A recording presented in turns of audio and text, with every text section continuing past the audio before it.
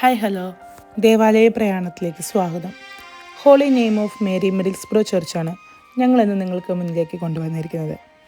1816 സ്ഥാപിതമായ Roman Catholic റിലീജിയസിൻ്റെ കീഴിലുള്ള the society of Mary കോൺഗ്രിഗേഷനിൽ നിന്നുള്ള ഫാദേഴ്സ് 1904 കാലഘട്ടങ്ങളിൽ മിഡിൽസ്ബ്രോ എന്നറിയപ്പെടുന്ന ഇംഗ്ലണ്ടിലെ ഒരു ചെറിയ പട്ടണത്തിലേക്ക് വന്നതിൻ്റെ ലക്ഷ്യം ഒരു സെക്കൻഡറി സ്കൂളും അതിനോട് ചേർന്ന് ഒരു പാരിഷും എന്ന ഉദ്ദേശത്തോടെയായിരുന്നു.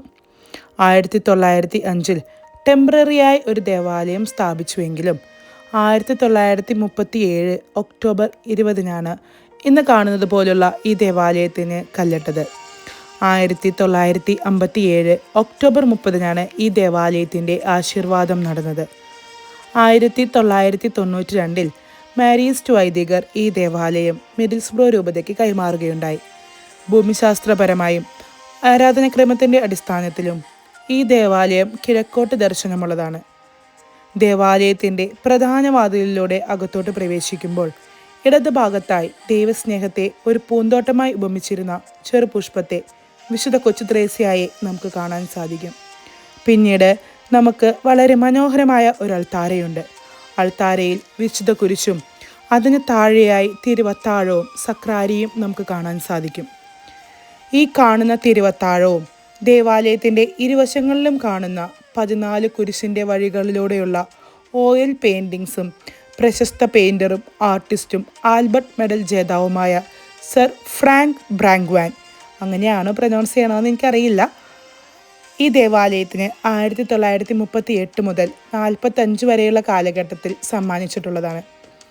1990 ഒരു തീപിടുത്തമുണ്ടാവുകയും 14ാമത്തെ സ്റ്റേഷൻ മാത്രം കത്തിനശിക്കുകയും ചെയ്തു.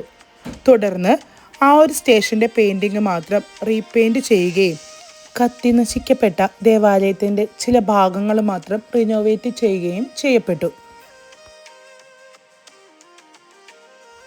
തുടർന്ന് നമ്മൾ അൾത്താരയുടെ വലത് ഭാഗത്തോട്ട് വരുമ്പോൾ ഈശോയുടെ തിരുഹൃദയ രൂപവും അതിനോട് ചേർന്ന് വിശുദ്ധ യൗസേപ്പ് പിതാവിൻ്റെ കലരൂപങ്ങളും നമുക്ക് കാണാൻ സാധിക്കുന്നതാണ്. അൾത്താരയുടെ ഇടതുഭാഗത്ത് കൈകൂപ്പി നിൽക്കുന്ന പരിശുദ്ധമ്മയെയും പരിശുദ്ധമ്മയുടെ അരികിലായി പീറ്റർ ലൂയിസ് മേരി എന്ന പുരോഹിത വിശുദ്ധനെയും നമുക്ക് കാണാൻ സാധിക്കും.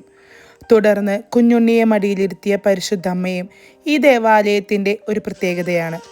ദേവാലയത്തിൻ്റെ അകത്തുള്ള ഈ ഒരു ചെറിയ ലൈബ്രറി വളരെയധികം ശ്രദ്ധയാകർഷിക്കുന്നതാണ്. നീണ്ട 15 വർഷത്തെ സുസ്ഥിരമായ സേവനത്തിന് ശേഷം 2025 സെപ്റ്റംബർ 6 ഫാദർ ടോം ഒനീൽ ഈ ദേവാലയത്തിൽ നിന്ന് മാറുകയും ഈ ദേവാലയം നൈജീരിയൻ വംശജരായ 2 വൈദികർക്ക് കൈമാറുകയും ചെയ്യപ്പെടുകയുണ്ടായി. ഞങ്ങളുടെ ചാനലിൻ്റെ പേര് പോലെ തന്നെ നക്ഷത്രങ്ങളുടെ കൂട്ടുകാരായി ഞങ്ങൾ ദേവാലയ പ്രയാണം തുടരുകയാണ്. നിങ്ങൾക്ക് ഞങ്ങളെ ഇഷ്ടമായാൽ ഞങ്ങളുടെ വീഡിയോ ഷെയർ ചെയ്യാനും നിങ്ങളുടെ കൂട്ടുകാർക്ക് അയച്ചു കൊടുക്കാനും മറക്കല്ലേ. ഞങ്ങളുടെ ചാനൽ സബ്സ്ക്രൈബ് ചെയ്ത് ഞങ്ങളെ സപ്പോർട്ട് ചെയ്യുമെന്ന് ഞങ്ങൾ വിശ്വസിക്കുന്നു. 150 വർഷം പഴക്കമുള്ള വിശുദ്ധ ഡൊമിനിക്കിൻ്റെ ദേവാലയവുമായി അടുത്ത ഞായറാഴ്ച ഞങ്ങൾ വീണ്ടും നിങ്ങളെ കാണാൻ വരുന്നതാണ്.